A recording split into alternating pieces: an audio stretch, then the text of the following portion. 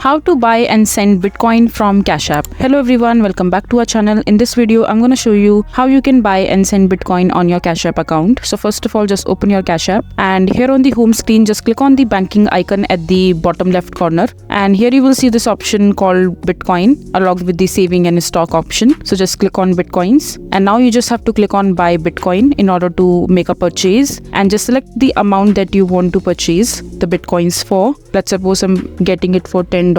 And after that, just click on next. And once you click on next, you just have to enter your phone number and other details in order to make a purchase. And once your purchase is done, the Bitcoin will be added to your Bitcoin wallet, and after that you will be able to send Bitcoins to anyone you want. So this is how you can buy and send Bitcoins from Cashapp. I hope you find this video to be helpful. So that is it for this video. If you find this video to be helpful, make sure to hit that like button, and don't forget to subscribe to our channel for more such informative videos, and I'll see you the next time.